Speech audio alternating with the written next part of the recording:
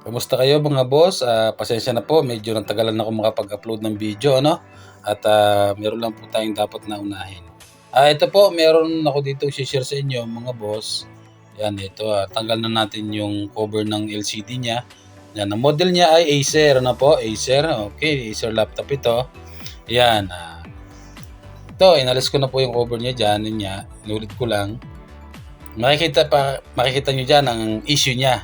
Kung ano ang problema ng laptop na ito. Mapapansin nyo sa kabila mga boss, ito yung kinakabitan ng hinge niya. Yung screw niya, tatlo yan eh. Yan, tatlo yung kanyang screw. Connected po yan sa back cover niya. So, pinakalikod po ng LCD. Okay? Tapos dyan sa kabila, pag nakaharap tayo dito sa kanyang left side naman, yan. Mapapansin nyo po, tanggal na ang kanyang tatlong screw, Yan. Ito po mga boss, kahit e-epoxy nyo siya, yung tatlong screw niya, lagyan nyo ng epoxy. Yan, katagalan po mga boss ay natatanggal din siya. Nagka-crack pa din ang epoxy na ikinabit. Kasi kaya po siya nagka-crack, yun nga, paulit-ulit siya nagagalaw, open, close, ayun, paulit-ulit. Yun, kaya hindi rin po pwede rin yung epoxy pero katagalan nabigay din talaga, nasisira din, nabalik din sa dati. Ito ngayon ang may share ko po sa inyo at tiyak na magugustuhan ninyo at magagamit nyo na rin. At pangmatagalang solusyon na po ito pagka ganyang umaangat ang inyong cover ng inyong ng LCD, lalong-lalo na sa ilalim kasi puwersado yan eh.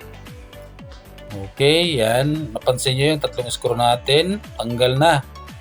Kahit epoxy yan, mas tatatanggal pa rin yan katagalan. Okay, sa kabila maganda pa naman. Pero dyan po ay mga boss, kinabitan ko na rin ang kabila. Kasi kung isa lang ang ilalagyan ko, yung left side lang, tapos iniwan ko yung right. Yun. Yan boss, ito boss ang aking kinabit dyan. Ang tawag po dyan ay Chicago Stainless Chicago Screw. Okay. Mamaya pa lalagay ko po yung link niyan kung saan nabibili, lalagay ko po ang link niyan sa comment section. Doon puntahan niyo na lang po para makabili kayo ng ganyang screw. Okay. Maganda po yan at stainless na. At subok ko na po yan. Okay. So paano po natin gagawin yun? Yung screw na yun, paano natin ikakabit? Yan, dito yan. Diyan, makikita niyo po, tinuturo ko yung yan.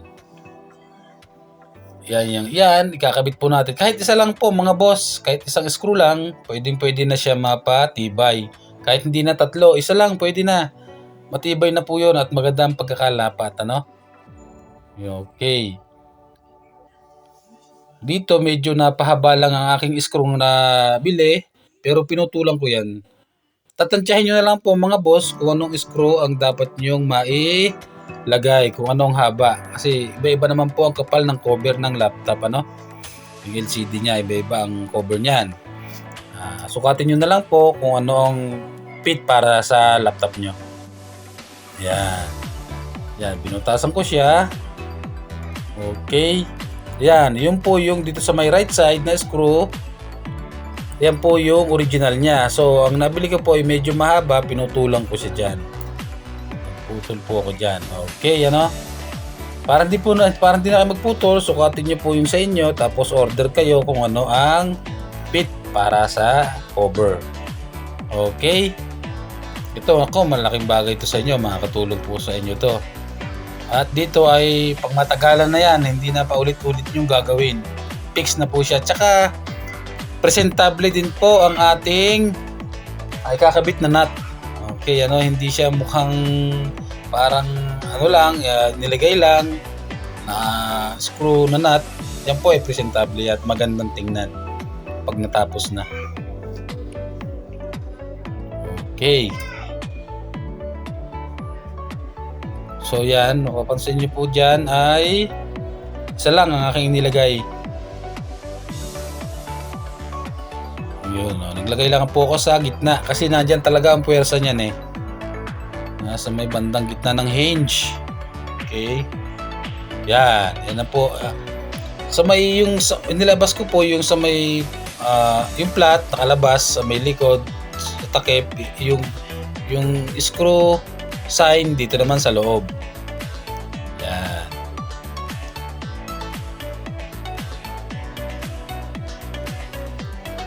Yun, ganyan po ang pagpalaging nasisira ang inyong cover ng sa may bandang hinge na yan sa baba. Ito po ang napakagandang na-share ko para sa inyo. Sana ay magustuhan nyo po. At saka, kung dyan kayo nagre-repair at nakakabit ang LCD ninyo, pakitanggal nyo po muna kung para maging safe din ng inyong LCD. Kasi baka bigla masungkit nyo ng screw, mabiyak pa yung LCD. Diyan sa akin, sa part ko, di ko nanalis kasi kalkulado ko naman po ang galaw ko dyan. Okay? Pero kung kayo po ay ngayon palang maggagawa, tanggalin niyo muna ang LCD. For safety na rin po ng LCD para hindi lumaki ang gastos niyo. Kasi ito po i-share ko sa inyo para hindi po kayo lumaki ang gastos na lagi magpa-repair. Okay? Yun. At dito, binutasan ko na rin yung kanyang LCD cover. Kasama po yan sa ilalak natin. Yun. Hanap lang kayo ng pambutas at saka yan. Sundan nyo lang po yung aking proseso. Tatapat nyo lang siya doon sa pinaka-nut niya. Okay.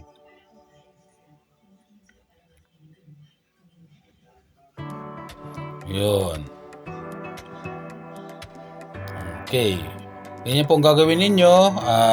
Sukatan nyo muna yung butas para dito sa harap at saka sa likod kung hindi tabingi. Kasi importante pong pantay para lapat na lapat ang nut niya sa likod.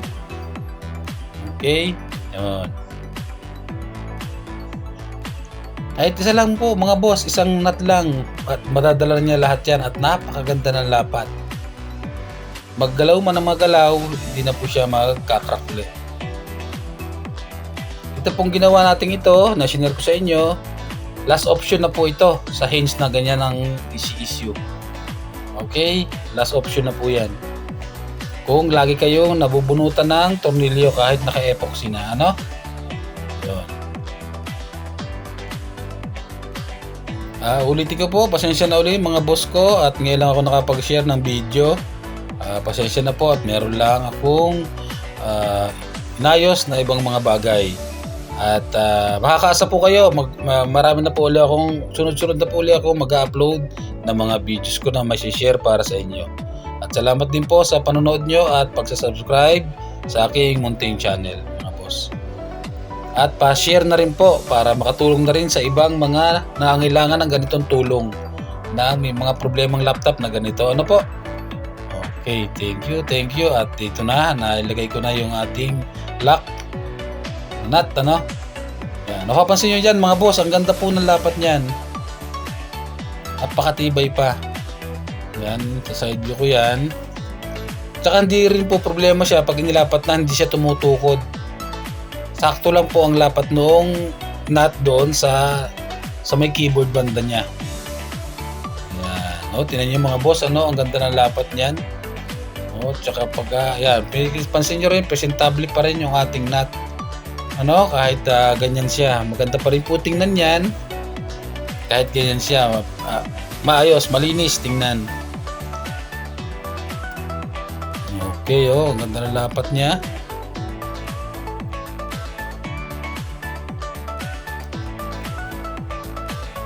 Sana po ay itong video ko na ito ay ma-share ninyo at makatulong din sa ibang may mga laptop na ang hinge ang problema, hinge cover naman ang problema na laging umaangat yung takip. Okay, yun yung ating yung kanyang original screw na lagi natatanggal. Yun, pinanta natin ng stainless screw.